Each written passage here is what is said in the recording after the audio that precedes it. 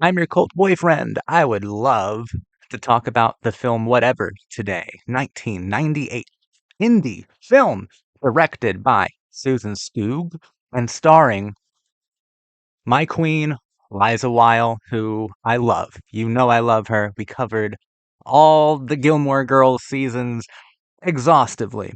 And Paris Geller is one of my favorite characters in all of teen art. And Liza Weil is extraordinary, an extraordinary actor. And yo, she's fine. She's so fine. I think she's awesome. She's great. And whatever is really unique to me, it means a lot to me. I like it more the more that I think about it. And I think about it a lot. Actually, I think it's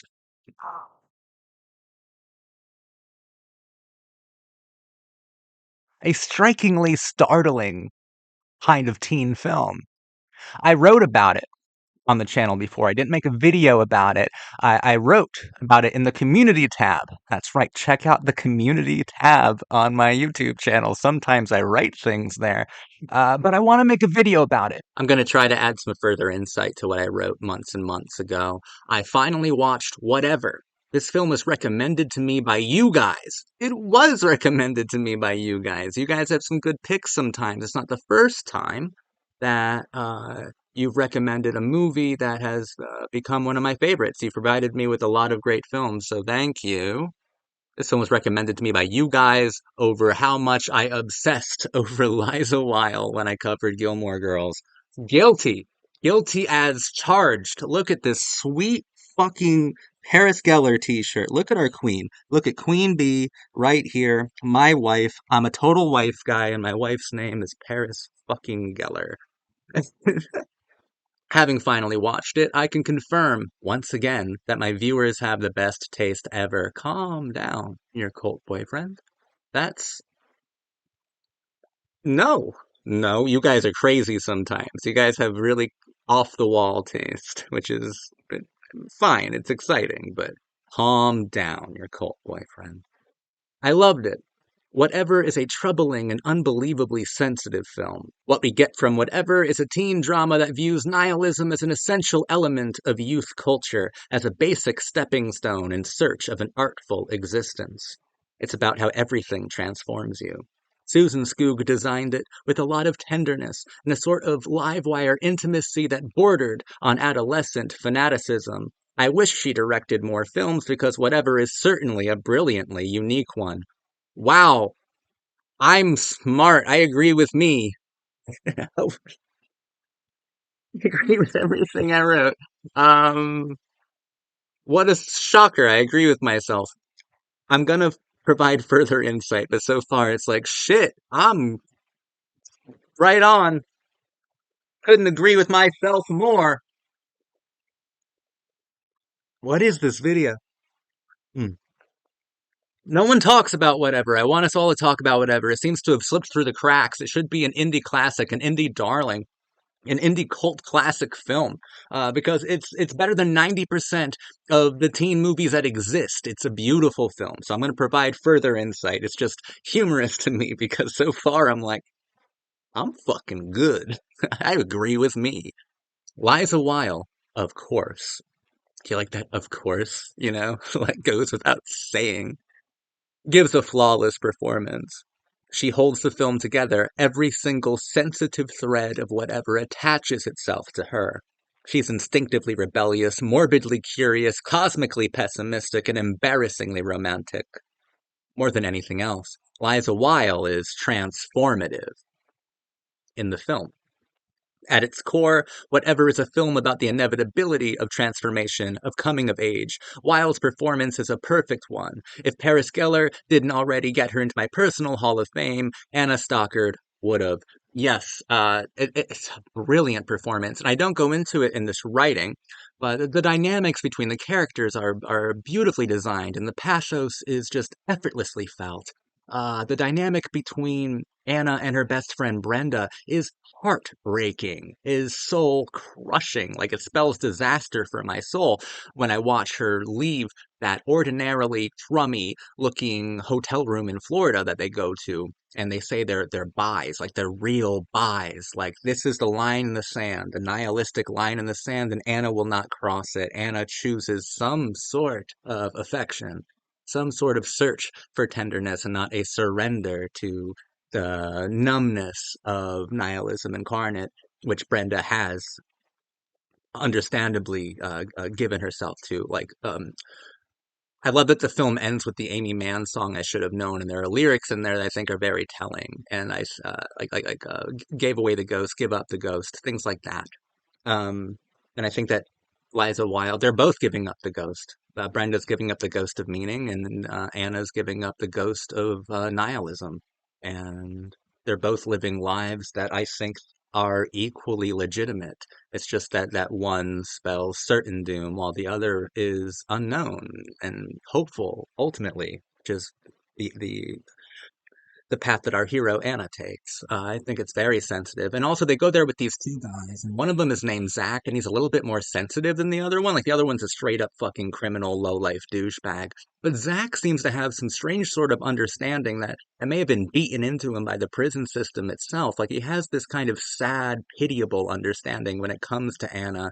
And I really like that dynamic too because it's super understated and it's a masculine dynamic in the film that is rather positive from a youthful perspective because we also have an art teacher who is a positive masculine authority figure actually. But so far as the youthful ones go, like they seem very selfish, self-centered, and self-serving, whereas Zach kind of stands out as a bit more understanding, not an angel by any means, but authentically damaged and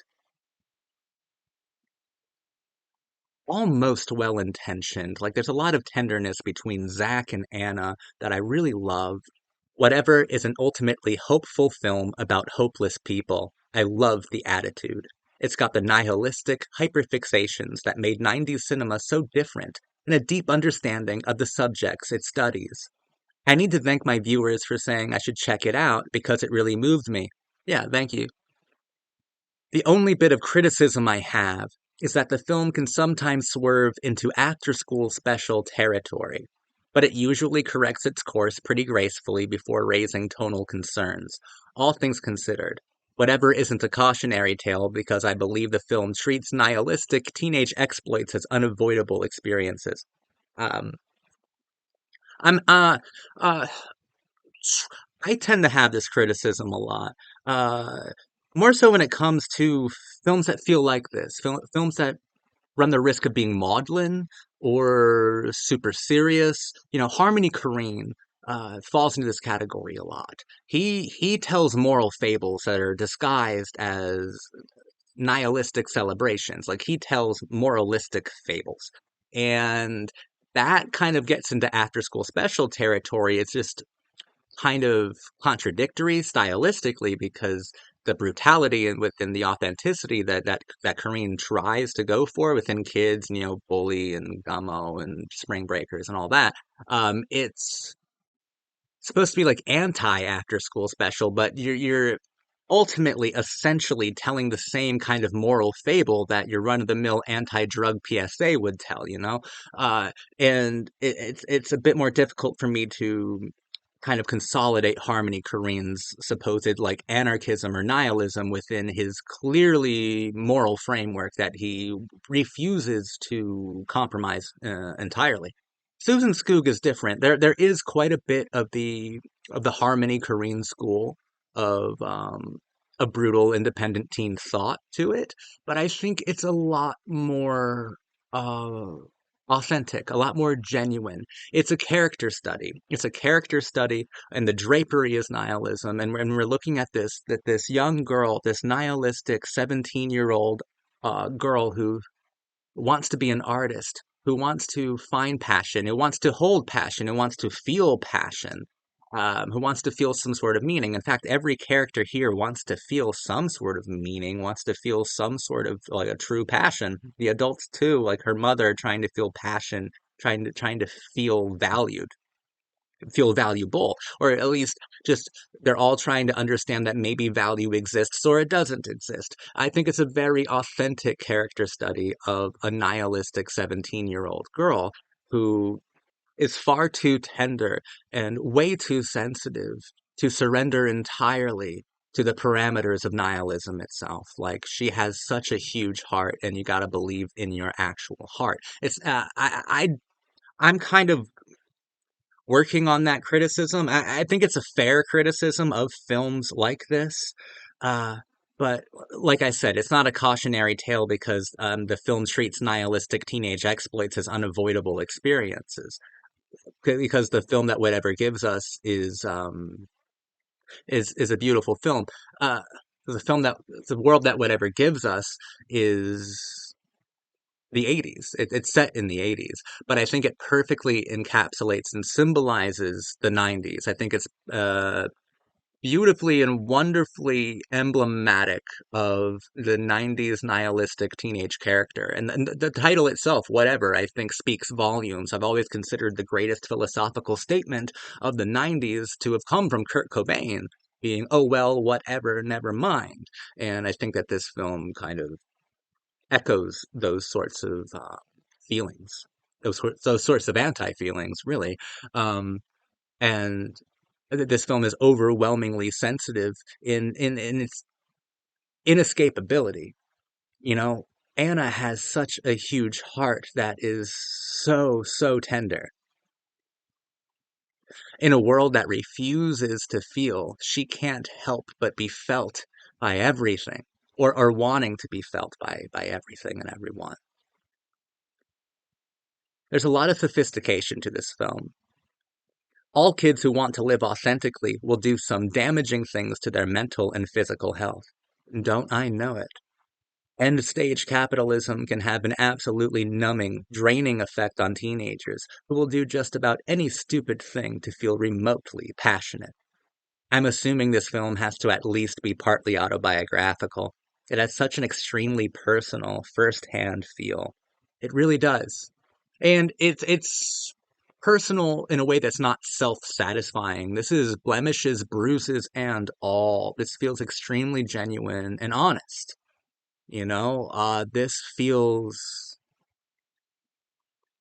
somehow more private than a diary.